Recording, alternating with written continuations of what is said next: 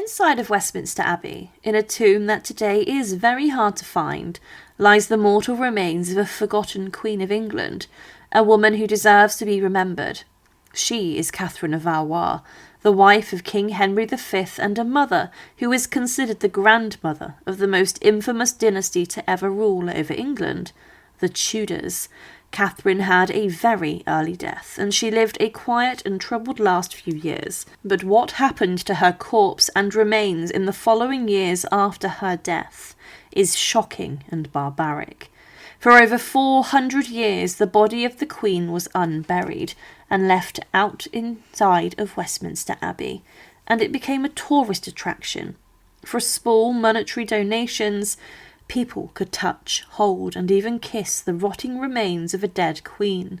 In this video, we look at what happened to her corpse and how it was defiled many times by some rather famous people. And to support our channel, please make sure to subscribe.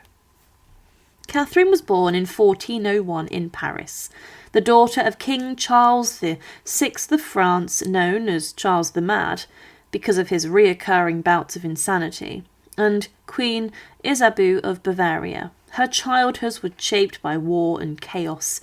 France was torn apart by civil conflict between rival factions, and the 100 Years' War with England raged on.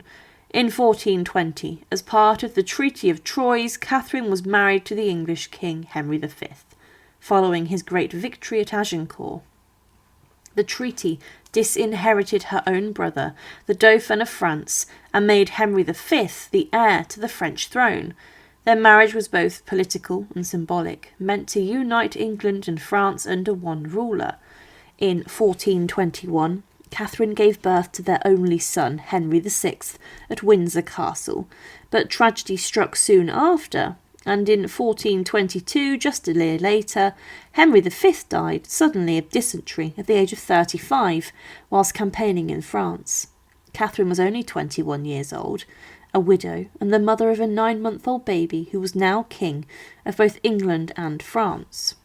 As the young Queen Dowager, Catherine was expected to live quietly and with dignity, but her situation was a lonely one.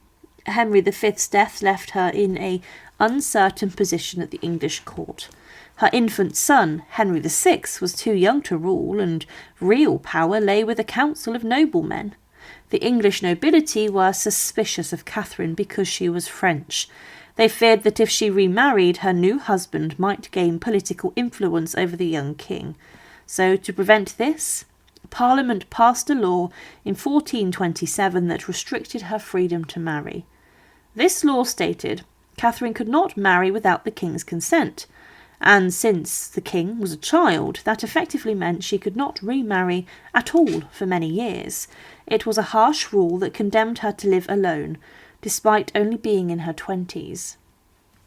Now, despite the restrictions, Catherine did fall in love again, and with someone far below her royal rank. His name was Owen Tudor, a Welsh squire who may have served as a servant or keeper of her household at Windsor or in London. No one knows exactly how their relationship began, but it was likely a love match rather than a political one. Owen was a handsome man from a noble Welsh family, and Catherine was a lonely widow craving companionship. Their affair was kept a secret for years. By the late 1420s or early 1430s, the truth began to emerge. Catherine had borne several children by Owen, and their marriage, if it took place at all, was never officially recorded, perhaps because it would have broken the parliamentary law that forbade her to marry without permission. Nevertheless, their relationship was genuine. They had at least 3 sons, Edmund, Jasper, and possibly Owen, and one daughter who became a nun. By the late 1430s, Catherine's health began to fail. It's believed she suffered from some form of long illness, perhaps linked to childbirth complications or infections that were common at the time. And in January of 1437, Catherine travelled to Westminster Abbey, possibly to take the veil as a nun, a common act of piety for royal widows who knew they were dying. But she never recovered, and on the 3rd of January 1437, Catherine of Valois died at the age of 35. The cause of her death was never officially recorded. but historians believe it may have been due to complications after childbirth. Some sources suggest she had given birth to another child by Owen Tudor, not long before her death, and that the child also died young.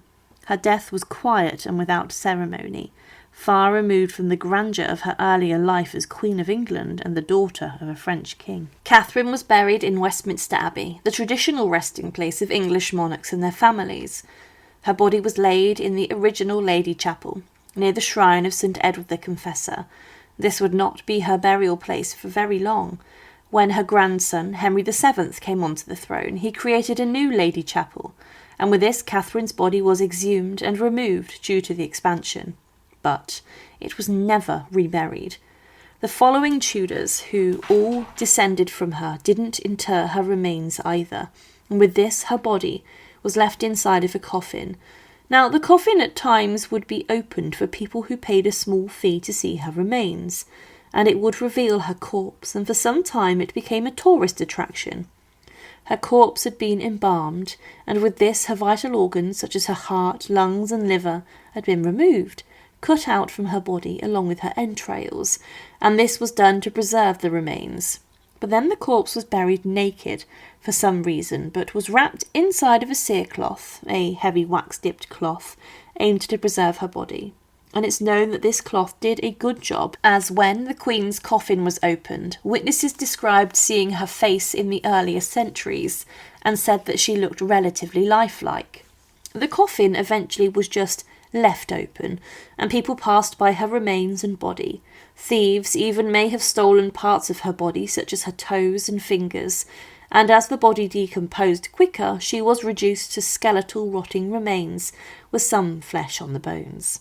On the 23rd of February 1669, famous London writer Samuel Pepys attended Westminster Abbey and even kissed the decaying corpse of Queen Catherine. He wrote, "There did show them all the tombs very finely, having one with us alone, there being another, company this day to see the tombs, it being Shrove Tuesday, and here we did see, by a particular favour, the body of Queen Catherine of Valois, and I had the upper part of her body in my hands, and I did kiss her mouth, reflecting upon it that I did kiss a queen, and that this was my birthday, 36 years old, that I did first kiss a queen." Now, over the next century, the body was allegedly even mauled and desecrated, being pulled into pieces by Westminster schoolboys who took parts of it. But then the corpse was laid to rest inside of a new vault. But during the reign of Queen Victoria, the decision was made to examine what actually was left of Catherine. The coffin was opened, and it was found the mortal remains of the Queen were nothing more than an incomplete mess of bones which had been rearranged in a strange way, and eventually Victoria had Catherine of Valois deposited in her own tomb, and today this is difficult to find inside of the abbey. The corpse and royal remains of Catherine of Valois were subjected to a shocking and harrowing ordeal inside of the aftermath of her death, and in the centuries after. People paid to see and even hold her corpse and body, and it was nothing short of disgusting. Thank you for watching, and to support our channel, please make sure to subscribe. And once again, thank you so much for watching.